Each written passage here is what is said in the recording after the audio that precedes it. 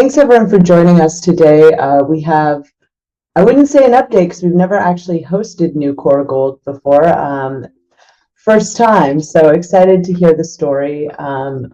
As many of you have probably seen, they're supporting our charity webinar initiative, so appreciate them donating to a food bank. I'll let Luke tell you about that in a few minutes.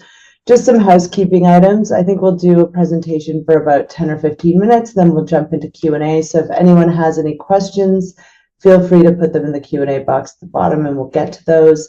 And as I'm sure you know, this presentation will contain forward-looking statements. If you'd like to know more about those, you can find them on the company's presentation on their website.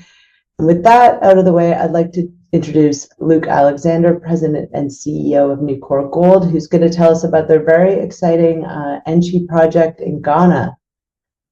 Yeah, thanks a lot, Deb, and thank you very much to the entire Adelaide team for putting this together. I think it's a great initiative, and especially at this time of year. So I guess with that, I'm Luke Alexander, President and CEO of Newcore Gold. Our project is in Ghana. It's the Enchi project. It's a development exploration stage project. We're moving it from a PEA to a PFS. And then we have district scale exploration that I'll get into talking about as well. But before that, obviously, the goal of this webinar is to raise money for charities, and the charity that we've chosen to donate to is near and dear to us at Newcore. They sponsor a number of programs in Ghana and in Africa. Specifically, they donate to a number of children, underprivileged children who, without the support of faith, wouldn't be able to necessarily attend school. So through donating school supplies as well as money for lunches, this group has been able to support a number of children to be able to go to school, and we're going to support them with that initiative for 2026, and we'll be able to support over 20 children going to helping them go to school. A number of these children are either orphans or children of single parents. So their ability to be able to go to school without the support of faith would be very challenging. So we think it's a great group. It is a Canadian charity. So for anyone who's listening who is based in Canada, there are tax receipts available. You can see the website here, faceforafrica.com. So you can go on there, and if you want to also donate, then we think it's a great cause to donate to. So with that, I will jump into the presentation. Deb already mentioned that we will be making forward-looking statements. So Newcore Gold, as I mentioned, district scale exploration project, fundamentally underpinned by very robust economics that we put out in a PEA in 2024, which we're now taking from PEA to PFS, and we think that will create a lot of fundamental value for shareholders. And then beyond that, we're in the midst of a 45,000 meter drill program to unlock additional value from our district scale exploration project. We are listed on the TSX Venture Exchange. We also trade on the OTC QX. I would also highlight first and foremost that management and board are truly aligned with shareholders through our 15% ownership in the business. This is stock that we've bought alongside shareholders along the last over the last number of years. So there is true alignment from that perspective. As I mentioned, we put out a PEA in 2024, which we're now de-risking to a PFS. And then we're in Ghana, which is a tier 1 jurisdiction. We're on one of the 2 prolific gold belts that sits within Ghana, and we're in the midst of a 45,000 meter drill program. So lots of news flow, lots of drill results to come. And we think with that drilling, we can create significant value for shareholders as well. In terms of my background, I spent the first 20 years on the investment banking side of the business, as in in London for 12 years, covering all the big global natural resource funds out of the UK and Europe, advising different ASX, TSX, London listed primarily mining companies. That's where I did a lot of work on in Africa, and ultimately was very attracted to the Enchi project. And since I joined, we've drilled over 120,000 meters across the project. We've put out 3 resource updates, 2 PEAs. We've grown our institutional ownership from 0 to 55%. So a lot has happened over the last number of years. And, you know, the team as a whole is a team with a proven track record of creating a lot of value for shareholders, with a number of very successful companies that the team has been involved in. From a capital structure perspective, we've got a good capital structure, about 260 million shares outstanding. Today, or at the end of September, we had about $10 million, $11 million in the bank. We then, important to highlight, having 19, almost 20 million warrants that have started to come in over the last few weeks, and we expect to continue to come in between now and the end of February. That will bring in an additional $10 million of cash. About 75% of those warrants are held with 4 key institutional investors. And again, we're expecting that money to start coming in January, which will then increase our cash balance by roughly $10 million. So everything we're going to talk about today is fully funded from our existing cash position of $10 million. But then obviously that additional capital will allow us to expand drill programs, do additional work beyond the 45,000 meters and the PFS that we're going to talk about in some detail. We've also got very strong coverage from from the investment banking community. If anyone does speak with any of these groups, I would encourage you to get the research. There's a lot of very bullish, sentiment within the research community on our Enchi project in Ghana. We then also have very strong institutional support. We currently sit at 55% institutional ownership. We've grown that from 0 over the last number of years. Ghana, again, from a ESG and CSR perspective, we ultimately look to adhere to as many of the UN Sustainable Development Goals as possible for a development stage company. So working with the local communities, working with the national government is a real focus for us. And as a result, we've got a tremendous amount of support from the local communities, but also from the national government to push this project from where we sit today and ultimately into production. In terms of Ghana, we always refer to it as a tier 1 jurisdiction. It is Africa's largest gold producer, 6th largest gold producer globally. Mining's very important for the economy. It's important for the tax base. And for us at Newcore, it means there's a huge amount of highly skilled labor in country for us to leverage off of and push our project forward. But what we always say is, listen, don't listen to us, but look at what the major mining companies are doing. We currently have 4 of the top 10 largest gold producers on the planet with significant operations in country, including Newmont, Anglo, Goldfields, and Zijin. Newmont has recently invested another $1 billion into the country, into their Ahafo project, and they've highlighted that it is one of their cornerstone assets globally. So again, for the largest gold company on the planet to be investing that kind of capital into one jurisdiction, I think ultimately speaks to what a great country it is to be operating in. The other thing I'd highlight is we have seen a lot of M&A activity in country, which again speaks to what a favorable jurisdiction it is that all of these companies want to be getting into the country. In terms of where our project is located, we're down in the southwest corner of Ghana.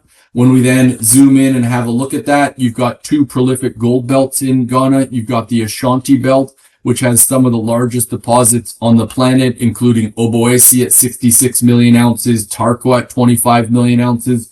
We're then on the Sefwi-Bibiani Belt, which we've got great neighbors along trend, Chirano and Bibiani sitting at 5.5 and 6.5 million ounces. And then here's that Ahafo project, that Newmont owns, which is at 20 million ounces and growing. So lots of very large deposits along trend from us. Directly on the other side of the border in Côte d'Ivoire is the Afema project, which is sitting at 4 million ounces and growing. So again, when we talk about being on a prolific belt, this is one of the key things that we point to in terms of the potential size that our Enchi project could grow to.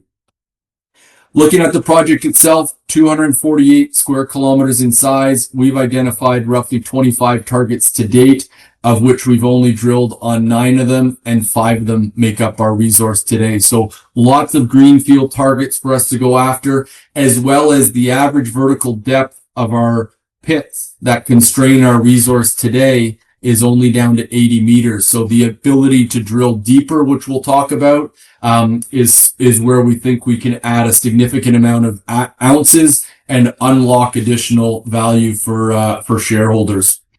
We are, as I mentioned, in the midst of a 45,000 meter drill program. The first part of that, or phase 1 portion of that drill program, has primarily been focused on infill drilling, so resource conversion, taking ounces from the inferred to the indicated category. That's one of the key things that will allow us to go from a PEA to a PFS. At this stage, we feel we've completed the number of meters required to convert the ounces we're looking for. And now with this phase 2 portion of the drilling, we're back to resource expansion, greenfield exploration, which again, we think can create a lot of value for shareholders. So with that phase 2, there's a few different things we're looking at. To orient you, this is our Enchi project. From the north to the south, you're looking at 40 kilometers of strike length, so a very large project. CEU is our largest deposit, followed by Boeing, Nyam, Quachikrum, and Tokesea. All of these deposits remain open along strike, so systematically stepping out and chasing these structures is something that we will continue to look to do. We see that as near surface, easier drilling that can add ounces and ultimately expand mine life. We've then identified a number of parallel structures that we're excited to be drilling that we think can ultimately grow the overall size of the mineralized footprint at some of our existing deposits. And then we have previously drill tested areas like Arati, Kogina Hill, Naquanta, CEU South. These are areas where we've put limited drilling in historically that we think going back, doing additional drilling, following up on the discoveries that we've made will allow us to grow the overall size of our global resource over time. The last thing that we're excited about and a lot of our investors have been waiting for is the ability for us to drill some deeper holes on the project again. So at the moment, we've got 3 diamond rigs that we've got drilling focused on some of the deeper opportunity on our project. And we're looking to get first results out from some of that drilling in January of next year. And then we will continue to have a steady flow of drill results coming from this deeper drilling and expect the drilling to continue right through 2026 with some of that additional capital coming in from the warrant proceeds that will start to or continue to come in between now and the end of February. So what we're looking at here is a long section of our Enchi project, and we're comparing it to the Chirano mine. Again, as I mentioned, the average vertical depth of our pits today is only down to 80 meters. And where you see a lot of these greenstone hosted deposits along the Sefwi-Bibiani belt from us really grow in size and increase in grade is as you start to test some of these high grade feeder zones. So when you look at that 80 meters on our project and you compare it to Chirano, it's pretty clear to see where some of that growth can come from. One of our analysts actually put out a really interesting report looking specifically at this deeper opportunity. And one of the things that he highlighted is that since Chirano put out their initial reserves on their project, their overall resource has grown by about 6.5 times. And where the bulk of that growth has come from is these high-grade feeder zones that sit on their project. Historically, we've only drilled about 45 deeper holes on our project, and we have had some good success, and we're excited to be following up on that success that we've had with the first drill results coming out in January. So when we look at some of those results, if we go to our NIAM deposit, for example, historically 15 holes drilled here, and you can see some of the grades that we're getting: 6.5 over 4, 5.5 over 8, 5.8 over 7, 5.4 over 9. So these are the types of grades and the high grade that we're ultimately targeting with this additional phase 2 drilling. So very excited about that and keen to get those results out to shareholders starting in January. So that's the exploration side of Newcore. So unlocking the district scale potential of the project is something we're laser focused on. Getting into this deeper drilling is something we've been excited about for a number of months and can't wait to get these results starting to come out for us and investors. But there is a fundamental underpinning of value for the company, which we often talk about. So in 2024, we put out a very simple open pit heap leach PEA. When you look at the results from that at a $3,000 gold price, you're looking at an after-tax NPV of 971, after-tax IRR of 136%, nice production profile of 122,000 ounces over a 9-year mine life. That NPV compares to a market cap today of roughly, call it $120 to $125 million US market cap. So when we talk about the ability to fundamentally re-rate the company, we think by taking it from a PEA to a PFS, we will, create a multiple re-rate in the market for shareholders.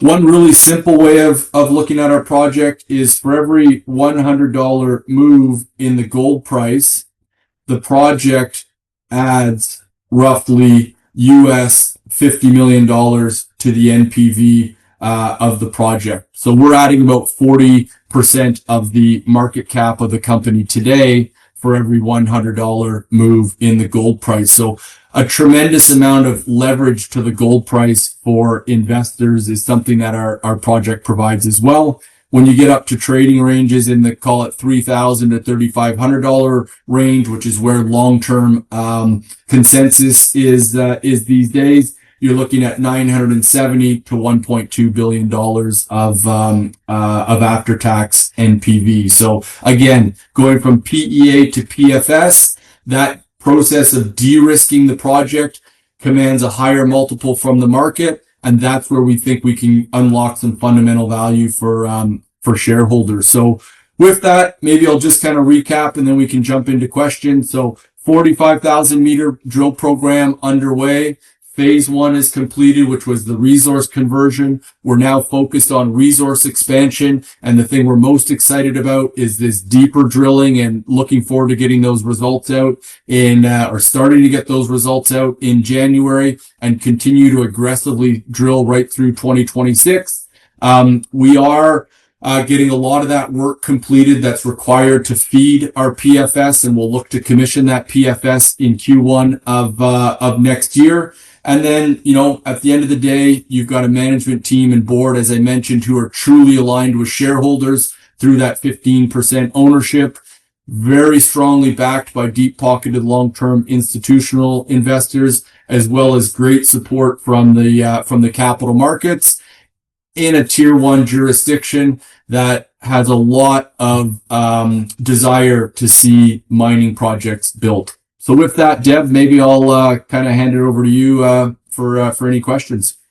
Yeah, sounds good. And I'll start with a few of my own questions, but like I said, if anyone from the audience has any, feel free to put them in the Q&A box. So I guess just starting with Enchi's positioned as one of the few district scale underexplored gold systems in Ghana, still in a junior's hand. How do you frame Newcore's competitive advantage in a country where most producing assets are owned by majors and mid tiers?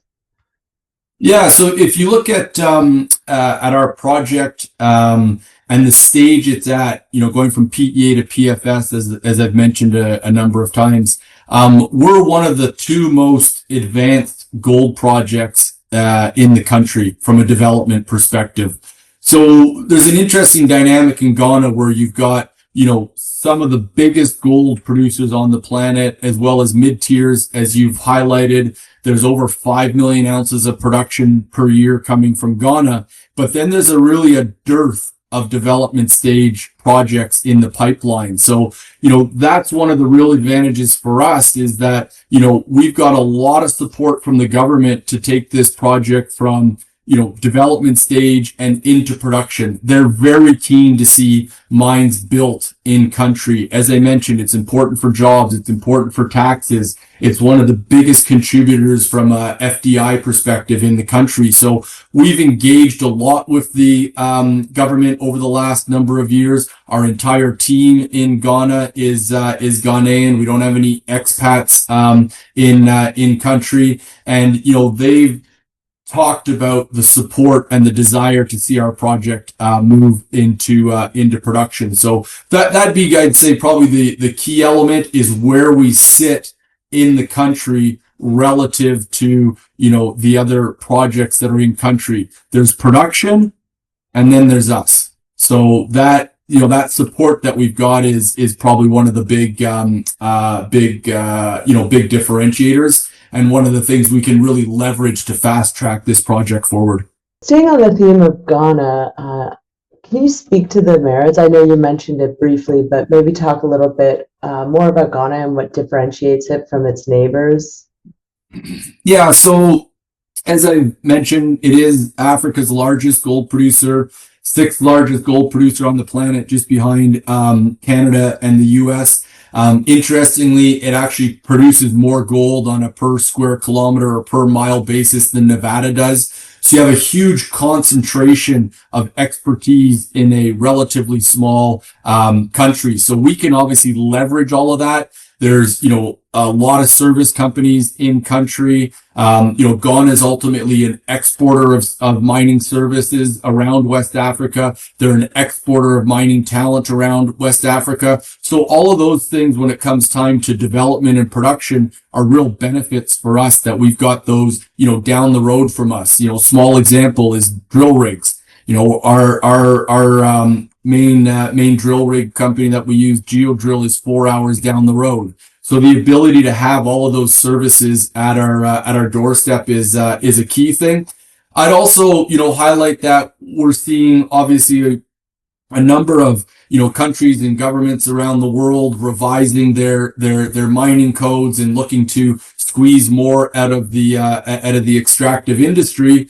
And, last month in Ghana, we actually saw the government come out and get rid of VAT, so the value added tax. So, for exploration stage companies, they've gotten rid of taxes on the exploration that's being done in country. So, where we're seeing other countries trying to squeeze more, we've actually seen Ghana go and take taxes away to encourage additional investment into the country. They want to see more exploration. So obviously us already being in country with a very large land package, that's a real advantage for us. It'll just mean, back of the envelope, we can drill 15% more meters, which is what the tax is today. Can you talk a little bit about foreign ownership rules, royalties, permitting timelines, etc.? What do you see as the major jurisdictional risks today, and how has your local engagement strategy positioned you for a smoother permitting path? Yeah, so from a jurisdiction perspective, obviously Ghana is in West Africa. West Africa gets a lot of press for a number of the wrong reasons. There are countries where you've got security issues, you've had coups, you've had a number of those issues in neighboring countries. They're primarily the French West African countries. Ghana has had a very stable, has been a very stable country for a number of years. If you go look at the various groups that cover elections, for example. You'll see it's been free and fair elections for decades now. There's good rule of law. From a security perspective, it's a very safe country. Whenever I'm there, I just get in a car and drive across the country. We don't have to have security, those things that you see in other parts of West Africa. So those are all real benefits. And then again, because there is 5 million ounces of production, you've got a lot of the majors in country already. There's a very, very strong kind of mining code already in place. That's been kind of worked on and negotiated over the last number of decades. So all of those things are real advantages for us in terms of pushing the project forward. From a labor perspective, as I mentioned, a number of our employees have worked for the major mining companies and the mid caps in Ghana. So very well trained workforce. And then beyond that, you've got 2 mining universities in Ghana. So lots of, students coming out of that program. We do internships with a number of them at our project. So all of those things really contribute, to why I talk about Ghana being a tier 1 jurisdiction. And, we're very fortunate to have been able to amass the land package when we did, and now be at a point in a good gold market to be able to move it to a construction decision and ultimately into production. What is the government royalty structure, and are you subject to any other royalties? Yeah, so there's a 10% free carried interest for the government. There's then a 5% royalty, which is standard across all projects. We then specifically at Newcore have an additional 2% royalty with Triple Flag. And then from a tax perspective, 35% tax in Ghana. Can you talk a little bit about your management team and board of directors? Yeah, so as I mentioned, my background is I spent I started my career on the investment banking side of the business, was 20 years in that area. If we look at the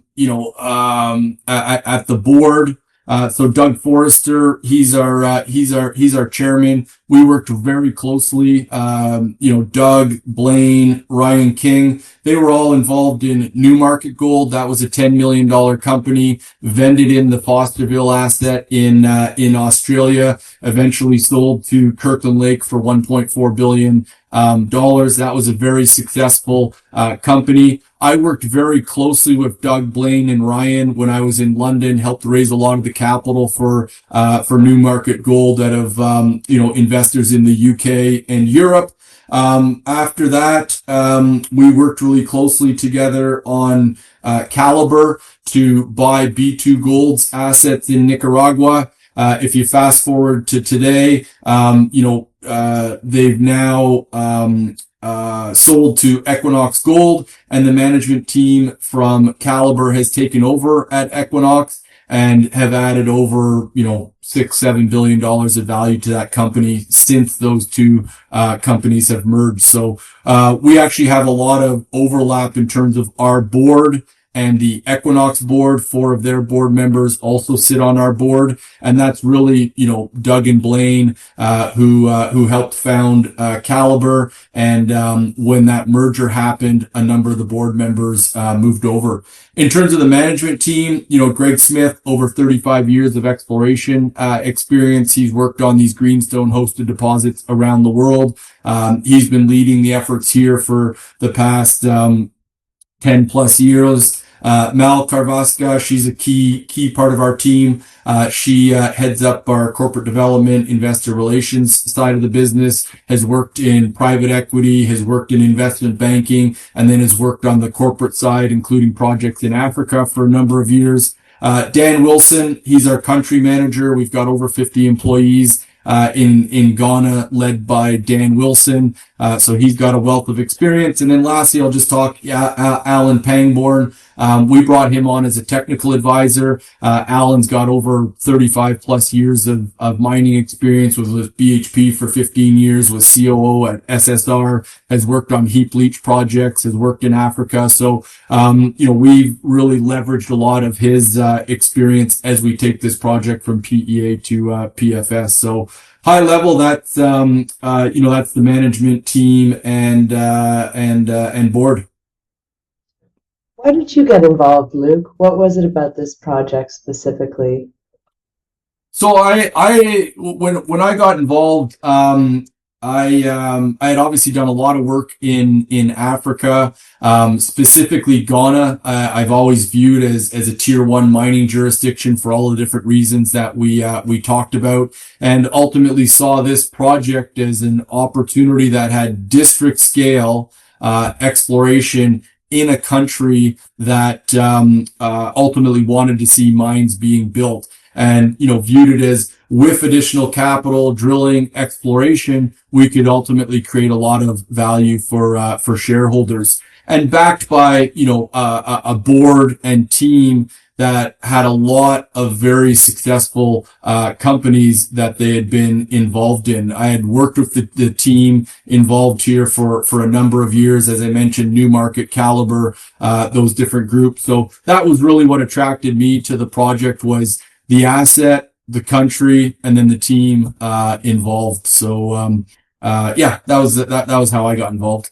So when I came in, Doug stepped up as chairman, Greg Smith came back full-time VPX, Mal came in to head up our corporate development, IR side of the business. So we really relaunched the company at that point. We've since grown the institutional ownership from about 0 to 55%. We've brought on 3 investment banks who've seen the tremendous upside opportunity and are now covering us from a research perspective. So, a lot's happened since we relaunched the company at that point. Yeah, you've done a great job building a really strong institutional following. Thank you. Congrats on that. So moving on to this week's news. So earlier this week, you announced additional drill results, which marks the completion of the resource conversion portion of your drill program. Can you talk a bit about these results? Yeah, so these results come from Boeing Northwest. So it's one of these parallel structures that I've kind of referred to, that we're going back and drilling, or that we've identified new parallel structures. So it's a combination of stepping out at Boeing Northwest, as well as a few resource conversion type holes there as well. So it's an area that we've identified, again, that we're going to want to go back, do additional drilling, continue to step out and chase that structure at Boeing Northwest, to ultimately look to grow the size of that specific mineralized footprint, and over time, add additional ounces into our global resource. Nice consistent grades with what our resource is today, but then within that, some nice higher grade as well, which we're always encouraged by. Got it. And so I believe you've announced 30,000 of the 45,000 meter drill program that's underway. What do you think have been the key achievements with the drilling completed to date? What should investors take away from the first phase? Yeah, so resource conversion would be the main thing. Obviously, a lot of it was focused on converting those ounces, but we've also had some real standout results, and I can kind of point to some of those if that's helpful for people. But so resource conversion has been a big focus. So converting ounces within the pit was the big focus to be able to get indicated ounces to take us to a PFS, but also some real standout results. I mean, 2.25 grams over 56, within that almost 4 grams over 15. Within this first 30,000 meters, we also had our best grade meter intercept ever. So 204 grams over a meter. I would argue that results like these, 3.6 over 28, within that almost 7.8 grams over 11 meters. So we've had some real standout results as part of the resource conversion program. So that's been the big focus, is converting ounces. But obviously, anytime you start to see these types of results as well, you're very encouraged. And, a lot of these will warrant additional follow-up. I mean, this hole over here is similar, 4.4 grams over 20 meters. I mean, that's, over 100, gram meter, intercept. So, so very pleased with the results. And now with this second phase, we're obviously back to focusing on pure resource conversion type drilling. Moving on to your development path. So your potential development path involves a series of satellite pits feeding a centralized processing facility. As you highlighted, your current PEA focuses on the shallow open pit mineralization that's amenable to heap leach processing. Why was a heap leach process determined to be optimal, and how do you envision the longer-term transition to deeper, fresher mineralization and higher grade feeder zones transforming the path forward at Enchi? I think that was the longest run-on question I've asked this week. So good luck, Luke. If you need me to ask it in pieces, let me know. I should have been taking little notes just to break down the question so I could, I could ultimately, look at that. So, in terms of, maybe I'll just try to pull it back up here. So in terms of looking at the project, so, talking about, where the heap leach is located. So we're looking at putting it right in between Boeing and NCAU, which are our two largest deposits. So ultimately being able to truck material from those two areas to a centralized processing facility. That's only about 1.5 kilometers away from those two deposits there. We've then got Niam and Tokasea, which are a little bit longer trucking distances, but that's kind of the call it hub and spoke centralized facility area. So we've got very large zones of oxidized material on our project. So that's one of the things that attracted us to looking at a heap leach operation. We've also had very good column test recoveries in the oxidized material. So, kind of some of the tests that we've done are averaging 92% recovery. So very strong recoveries, plus very large oxidized resource kind of led to looking at a heap leach operation. And that has obviously produced very strong economics. In terms of the, mid to longer term, one of the things that we're looking at, and specifically in this gold price environment, is if you look at our PEA, the base case that we used was 1,850. That was in, middle of 2024. I know a lot of people probably can't believe that, gold price of 1,850 was used for an economic study when we're trading at 4,300 today. But that was the environment we were in 2024.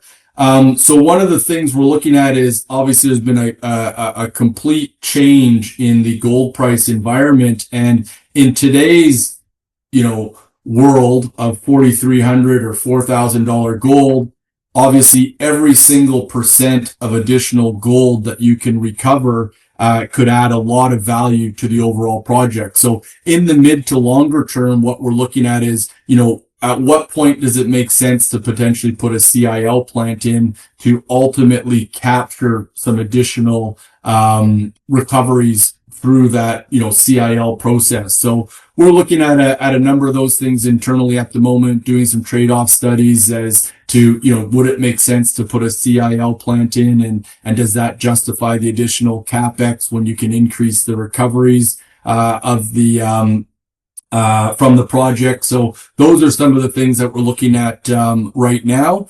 And what that could also do is create a real step change from a production perspective. So obviously processing the oxidized material through a heap leach operation, can create a lot of production. But if you then went and layered a CIL, for example, on top of that, that could create a step change from a production perspective. So we're doing some trade-off work at the moment to look at, the additional recoveries that would come from a CIL and what that would mean from a production perspective, and ultimately the economics of the project, which one, creates the most, the best economics for the project. So, I don't know if that can't answered all of those questions within the question, but, works for me. And you actually answered another question too, so saved yourself time later. I guess the last question I have on development is what development work is currently underway that's critical for advancing the project to a pre-feas, and how much of the current inferred resource do you think could be reasonably moved into the indicated category? Yeah, so there's a lot of work going on in the background, and this is all work that's required to de-risk. And again, big part of the reason you see a multiple, re-rate for companies at a PFS stage is because of all the de-risking work that needs to happen. So we're doing hydrological work, we're doing geotech work, we're doing additional metallurgical work on the project. We're doing additional environmental work as well as other baseline studies. We're doing compactability test work. So there's a lot of work that's been happening over the last year that is moving us to that point of being able to commission our PFS in the first quarter of next year, with the goal of getting that completed by the middle of next year, as well as obviously all of that drilling, infill resource conversion drilling that we've been doing. If you look at our resource that fed our PEA, and I can pull it up here if that's helpful. If you look at our resource that fed our PEA, we sat at 970,000 ounces in the inferred category, and our goal is to move that from move 570,000 ounces from the inferred category to the indicated category. And the reason we look at 550,000 ounces is because ultimately what fed our sorry, I just lost the slide here. What fed our PEA was 1.3 million ounces, and at 970,000 ounces in the inferred, 740,000 ounces in the indicated category. We're ultimately looking to, here we go. All right. So if you look at our resource today, we sit at 740,000 ounces in the indicated category. We've then got another 970,000 ounces in the inferred category. If you look at our PEA, it was fed with 1.3 million ounces of resource. So our goal is to ultimately convert roughly 550,000 ounces from the inferred to the indicated category. That would get us to our goal of roughly 1.3 million, which would allow us to then wrap a PFS around, what we outlined within the PEA. So with that initial, call it 30,000 meters of drilling, we think that we've been able to accomplish that goal from a resource conversion perspective. And now, obviously, with the second phase of drilling, we're back to that more exciting resource expansion, drilling and going after a number of these targets. You already talked a lot about the upcoming targets that you're focused on for the exploration phase. Do you want to revisit them? Do you want to tell us what you're most excited about? Yeah, absolutely. And we can, I'll just pull up a couple more slides here. Hopefully these visuals are helpful, and I'm glad everyone's being patient with me as I bounce around a little bit. So again, we looked at this long section here, compared it to Toronto. So these high-grade structures that you see on these greenstone hosted belts is obviously something. Wait, there we go. These chutes here that we see along the Sefwi Bibiani belt and other greenstone hosted belts around the world is something that we're obviously very excited to chase and explore. We looked at NIAM and where some of these structures ultimately sit on our project. So just as a reminder, these are the pits that average 80 meters in depth. Historically, we've only drilled 15 deeper holes here at NIAM.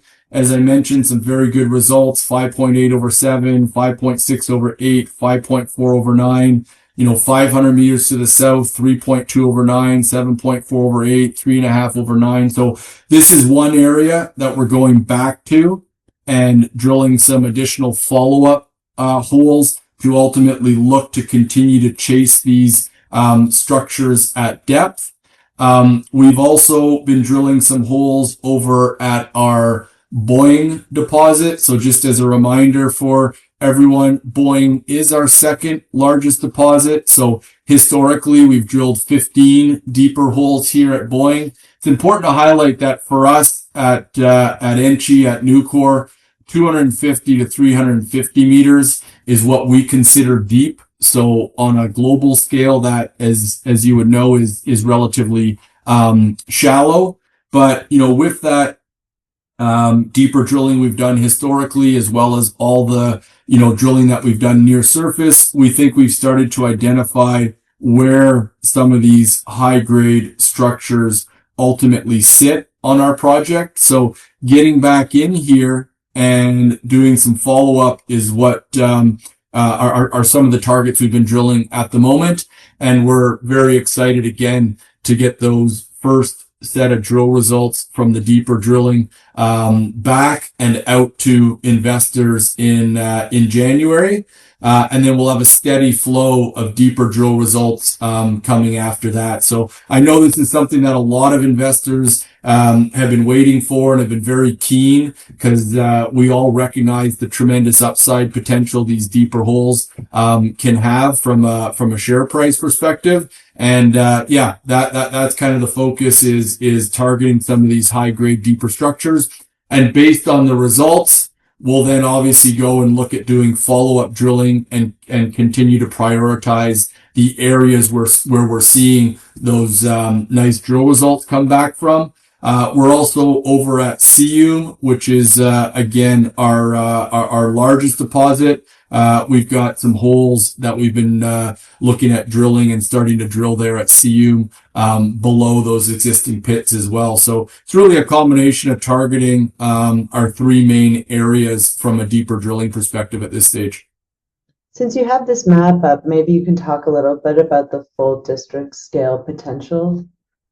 Yeah, so when you look at this map here, you're looking at 248 square kilometers in size, so it's a very large land package. Again, we've identified about 25 targets to date across our project, so lots of targets for us to go after.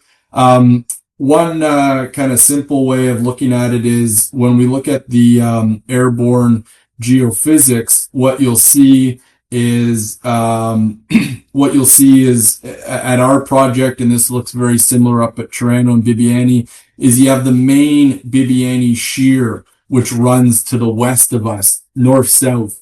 You then get these second and third order splays coming off of that main Bibiani shear. And that's where you'll see a lot of the mineralization sitting and where a lot of our targets ultimately sit. When you add up the total strike length of all of that shearing going through our project, it adds up to about 100 kilometers of strike. So when we talk about district scale, it's a combination of the number of targets, the shearing going through our project, as well as obviously the fact that we've had very limited deeper drilling on the project. So all of those, have the potential to add a significant amount of ounces to the project. And again, when you look at neighbors along trend from us, you're looking at, Toronto at 5.5 million ounce historical endowment, Bibiani at 6.5 million, Newmont at 20 million ounces and growing. So we think there's significant opportunity for us to grow this resource with additional drilling across the project.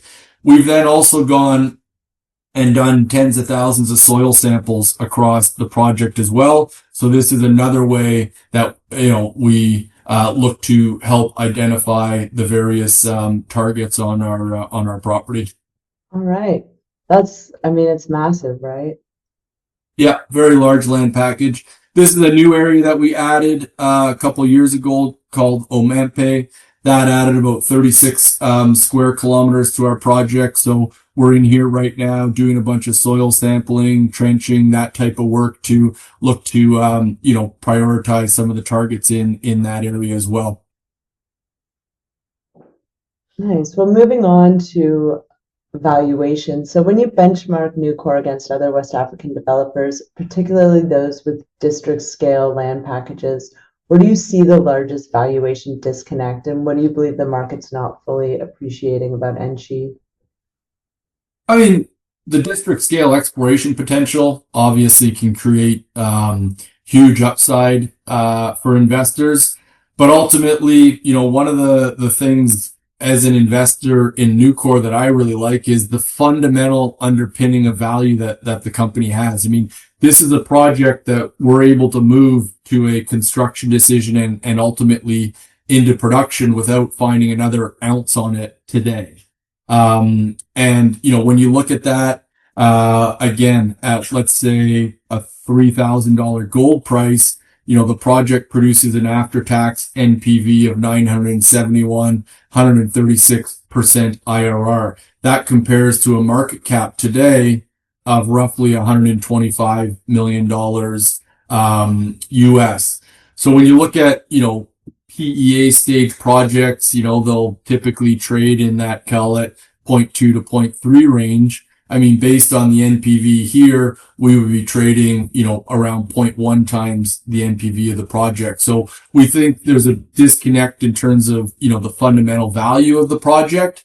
And we think, and I think that through de-risking it to a PFS, we can unlock some of that, value disconnect. But then beyond that, again, we could wake up tomorrow morning and find out that we've had, a huge intercept at Boeing, which could add incremental value beyond the project that we're moving to a construction decision today. So, and I would argue that ultimately the exploration investors get for free, today because of that fundamental underpinning of value that we think we can, re-rate through this de-risking process to a PFS. So given how much consolidations happen in West Africa and Ghana specifically, do you view Newcore as a future producer in its own right or a likely M&A candidate as you de-risk the merits of the project? How do you think about that? Yeah, so we've obviously seen a lot of M&A activity in Ghana. I mean, here are some of the recent recent transactions. Again, I think this speaks to the desire for companies to get into Ghana because they recognize it is a tier 1 jurisdiction to be operating in. I mean, the most recent transaction we saw was Zijin came in and paid $1 billion for the Achim mine, which is Newmont's non-core project in country. That was the beginning of this year. So obviously we've got another major company who's come into the country.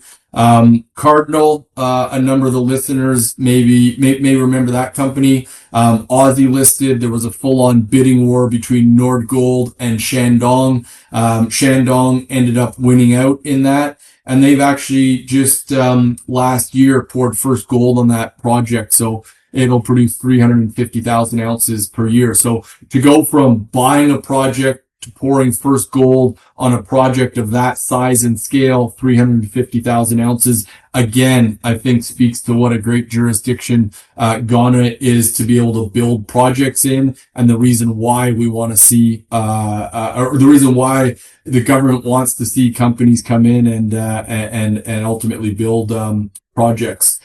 We've then got, sovereign wealth fund that they've set up in country that's also making direct investments into companies and projects to help move those along and provide that additional government support that helps get projects into production. So for us at Newcore, it's not lost on us that, obviously as we de-risk this project, typically where you'll see M&A is around that PFS, FS type stage, that, someone will potentially come along and make an offer to us that we then ultimately need to take to our shareholders, and let them decide as to whether they're in favor of that or not. So our kind of, goal, is to ultimately get the valuation to a point that, creates a win for all shareholders if that were to happen down the road.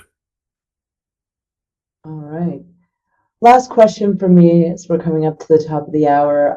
So what are the top 2 to 3 catalysts over the next 12 to 18 months that you believe could start to unlock and value and re-rate Newcore? Yeah, so I think exploration is obviously a big one. As we've talked about a number of times on this webinar, we're now focused on that phase 2 portion of our drill program. So targeting those high grade feeder zones that with drill success, we think can create outsized returns for shareholders. But then fundamentally, we think there's a re-rate opportunity as we de-risk this project from PEA to PFS. Our target is still to have that completed by the middle of 2026. So drill results first half of the year and beyond, but then a major catalyst could be that PFS that we put out in the middle of next year, and the re-rate that we expect would happen with that. We've also got, another $10 million worth of warrants that have started to come in, and we expect are going to continue to come in between now and the end of February. Again, about 75% of those are held by 4 major institutional investors of ours who are very supportive, want to see us continue to aggressively drill and push this to a construction decision. So that additional capital coming in would allow us to potentially expand the overall drill program that we're doing, start to get some of the FS work that will be required once we've got our PFS completed. So all of that, I think, could also be a catalyst for the company. So drill results, more cash coming in from the warrants, potential for expanded drill programs, and then the PFS we think could be a major catalyst. I mean, if you go back and look at the PEA, and where we were trading when we put that out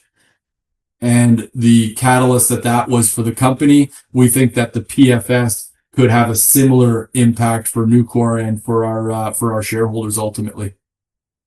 Great. Well, it sounds like you've got a ton of news flow, a very clear strategy to advance the project and unlock value, and in a great jurisdiction. I love Ghana. I don't know if I ever told you I went there. You have mentioned that in the past, and I think one of your colleagues is from Ghana.